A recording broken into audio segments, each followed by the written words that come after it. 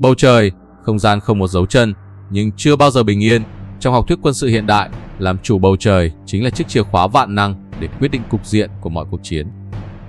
Đối với một quốc gia có đường bờ biển dài hơn 3.260 cây số cùng vùng đặc quyền kinh tế biển rộng lớn như Việt Nam, trọng trách gác trời lại càng mang ý nghĩa sống còn. Từ những cánh én bạc MiG-17, MiG-20 mốt thô sơ đã viết nên những huyền thoại độc nhất vô nhị chống lại siêu cường, lực lượng canh giữ bầu trời nước nhà ngày nay đã lột xác, trở thành một trong những khối sức mạnh được Đảng và Nhà nước ưu tiên đầu tư tiến thẳng lên hiện đại. Tiếp tục chuỗi hành trình khám phá sức mạnh Quân đội Nhân dân Việt Nam như đã hứa hẹn và đặt nền móng từ phần 4. Trong phần 5 này, chúng ta sẽ cùng nhau mổ xẻ một trong những quân chủng nặng đô nhất, quân chủng phòng không không quân. Do tính chất quy mô khổng lồ và lượng khí tài đồ sộ, lực lượng này sẽ được Vice Defense tách riêng làm 2 tập phim độc lập. Và ngay bây giờ, tập 1 của phần 5 sẽ là chương riêng biệt dành trọn vẹn cho lực lượng không quân. Thế trận phòng thủ vạn lý trên không được bày bố ra sao? Những cánh chim sắt nào đang ngày đêm rạch mây gác biển? Hãy cùng chúng tôi bóc tách ngay sau đây.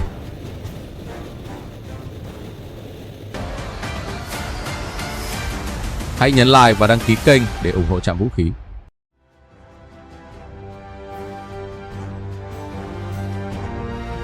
Để tạo ra một lá chắn không thể xuyên thủng trước mọi nguy cơ từ trên không, toàn bộ lực lượng chiến đấu của Không quân Nhân dân Việt Nam được tổ chức chặt chẽ thành 3 sư đoàn không quân chiến lược, dàn trận liên hoàn dọc theo chiều dài đất nước.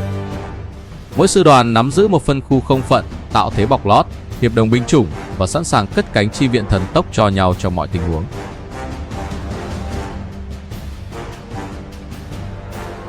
Án ngữ tại cửa ngõ huyết mạch phía Bắc, bảo vệ trung tâm chính trị, kinh tế và thủ đô Hà Nội là sư đoàn không quân 371. Đây là sư đoàn không quân đầu tiên và cũng là cánh chim đầu đàn của lực lượng không quân nước nhà. Dưới trướng của đại bản doanh Thăng Long là các trung đoàn chiến đấu tinh nhuệ bậc nhất.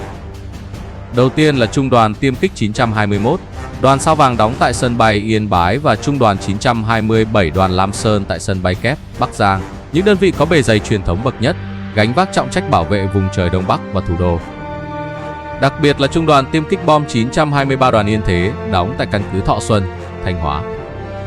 Đây là nắm đấm thép chuyên trách các nhiệm vụ tấn công mặt đất, mặt biển và chi viện hỏa lực tầm gần cho các lực lượng bạn.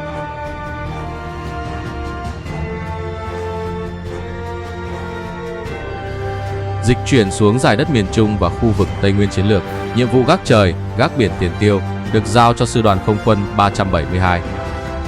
Với các căn cứ đóng tại những vị trí hiểm yếu bao gồm Đà Nẵng, Chu Lai và Pleiku, các đơn vị thuộc sư đoàn 372 như trung đoàn tiêm kích bom 929 đóng tại Đà Nẵng đóng vai trò như một chiếc bản lề chiến lược. Từ các sân bay này, chiến đấu cơ Việt Nam sở hữu thời gian phản ứng ngắn nhất để vươn thẳng ra khu vực Bắc và giữa Biển Đông, tạo thế trận áp sát, sẵn sàng bẻ gãy mọi hành động xâm phạm không phận và hỗ trợ đắc lực cho mặt trận phòng thủ Tây Nguyên.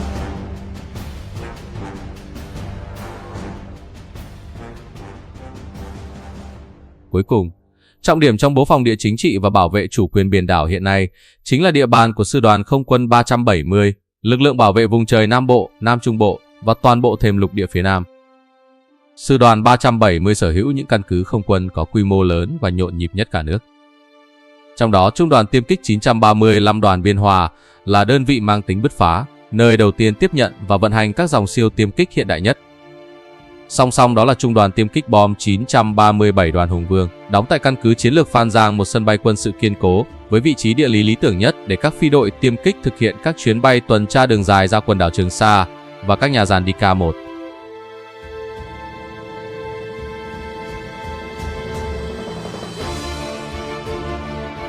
Sự phân bố chiến lược dọc theo chiều dài đất nước tạo thành một thế trận liên hoàn vững chắc, phía Bắc giữ nhịp, miền Trung chi viện, phía Nam hướng ra biển lớn.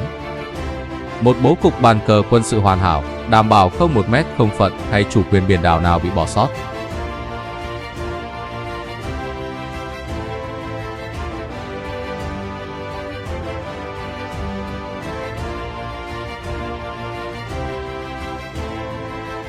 Nếu như bố cục phân vị đóng quân tạo nên cái khung của một thế trận phòng thủ vững chắc, thì các dòng chiến đấu cơ và máy bay huấn luyện chính là những lưỡi gươm, là nắm đấm thép quyết định sức mạnh thực chiến của Không quân Nhân dân Việt Nam. Hãy cùng điểm qua bộ khung lực lượng và các dòng khí tài chủ lực đang trực chiến gác trời hiện nay.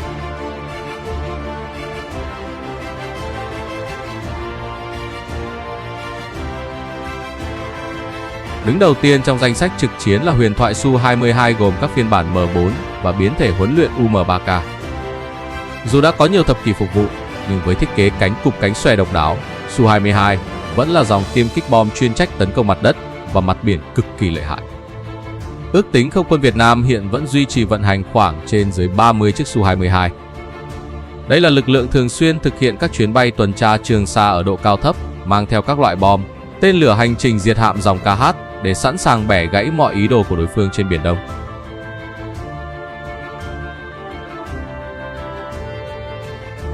Mảnh ghép tiếp theo đánh dấu bước ngoặt tiến thẳng lên hiện đại của Không quân Việt Nam từ cuối thập niên 1990, chính là dòng tiêm kích hạng nặng Su-27 gồm các phiên bản SK và UBK. Được thiết kế cho nhiệm vụ chiếm ưu thế trên không, Su-27 sở hữu độ cơ động tối ưu, trần bay cao và bán kính tác chiến rộng lớn. Hiện tại, số lượng Su-27 trực chiến của chúng ta duy trì khoảng 10 đến 11 chiếc. Dù thời gian hoạt động đã lâu, dòng máy bay này vẫn đóng vai trò là lớp lá chắn, phòng không tầm xa đáng tin cậy ở tuyến sau, bọc lót cho toàn bộ không phận đất liền.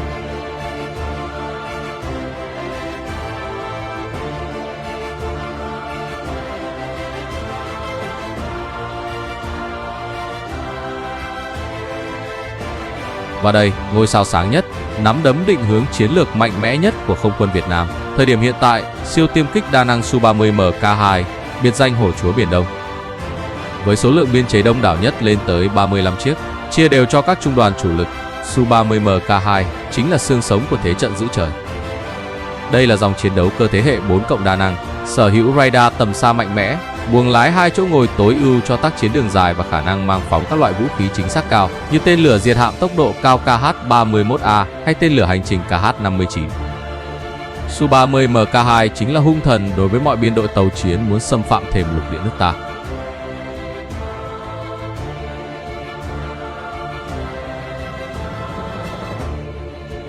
Để có được những phi công bản lĩnh làm chủ được những siêu tiêm kích hạng nặng kể trên, hệ thống đào tạo của Không quân Việt Nam đã được chuẩn hóa đồng bộ với các dòng máy bay huấn luyện thế hệ mới từ sơ cấp đến cao cấp.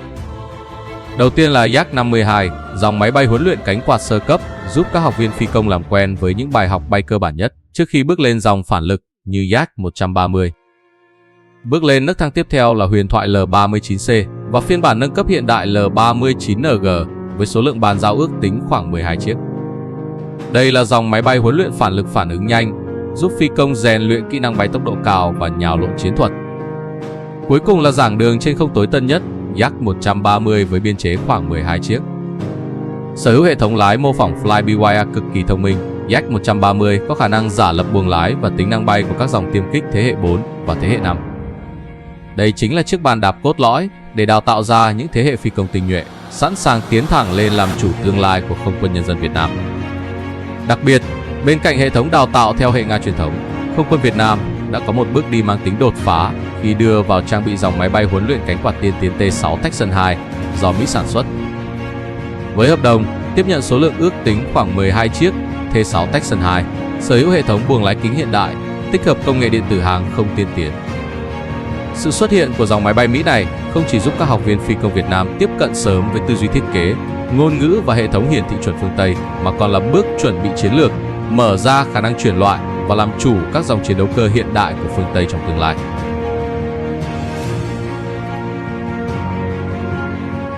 Để giữ vững sự bình yên cho bầu trời Tổ quốc, cái giá phải trả chưa bao giờ là rẻ.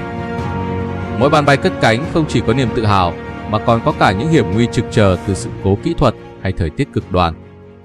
Lịch sử Không quân Nhân dân Việt Nam đã ghi nhận những mất mát vô cùng to lớn ngay trong thời bình. Đó là vụ tai nạn tiêm kích hạng nặng Su-30MK2 mang số hiệu 8585 của Trung đoàn 923 lao xuống vùng biển Nghệ An năm 2016, khiến Thượng tá Trần Quang Khải anh dũng hy sinh. Đó là những sự cố đau lòng của dòng cường kích cánh cụp cánh xòe Su-22 tại Nghệ An năm 2018, hay vụ rơi máy bay Yak-130 tại Bình Định vào cuối năm 2024. Sự hy sinh của các anh là minh chứng cho tinh thần gan dạ gác trời, đổi xương máu lấy sự bình yên cho từng tấc không phận quê hương.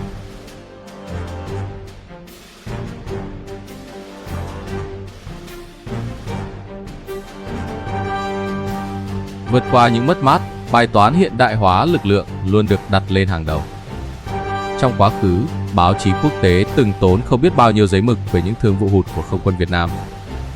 Giai đoạn những năm 2000, từng có làn sóng tin đồn mạnh mẽ về việc Việt Nam sẽ tiếp nhận dòng tiêm kích đánh chặn hạng nhẹ MiG-29 từ các nước Đông Âu để thay thế MiG-21. Tuy nhiên, thương vụ này đã rút lại vì tư duy chiến lược của chúng ta đã thay đổi. Việt Nam cần tiêm kích đa năng tầm xa để bao quát Biển Đông, chứ không cần tiêm kích phòng nội địa tầm ngắn. Đến giai đoạn 2016-2018, các hãng thông tấn Nga như TASS liên tục đưa tin Việt Nam đánh giá cao và định mua tiêm kích thế hệ 4 Su-35 Flanker. Nhưng cuối cùng, hợp đồng không được ký kết. Giới phân tích nhận định, Việt Nam đã chủ động dừng lại để dồn ngân sách tiến thẳng lên các công nghệ tối tân hơn, đồng thời né tránh các rủi ro logistics từ đạo luật trừng phạt CASA của phương Tây.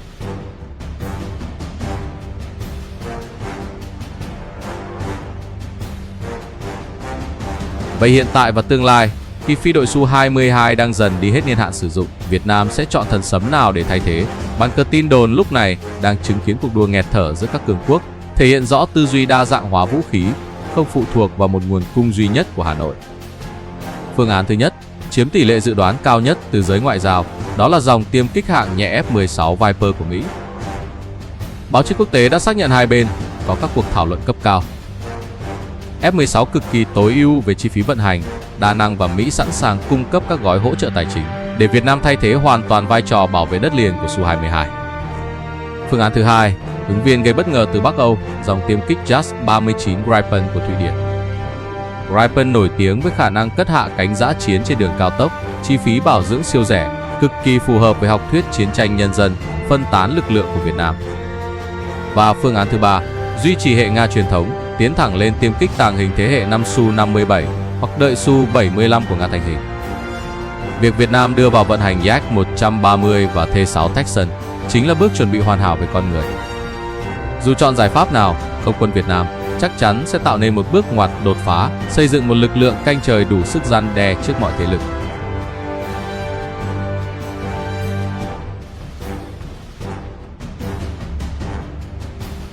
Từ những ngày đầu gian khó cho đến thế trận vạn lý giữ trời ngày hôm nay, Không quân nhân dân Việt Nam luôn là biểu tượng của lòng quả cảm và trí tuệ. Tập 1 của phần 5 về lực lượng không quân xin được khép lại tại đây. Ở tập tiếp theo, tập 2 của phần 5, chúng ta sẽ bước sang một lá chắn cũng kiên cường không kém. Đó là lực lượng phòng không gác trời với những trận địa tên lửa, cao xạ và radar thần mắt.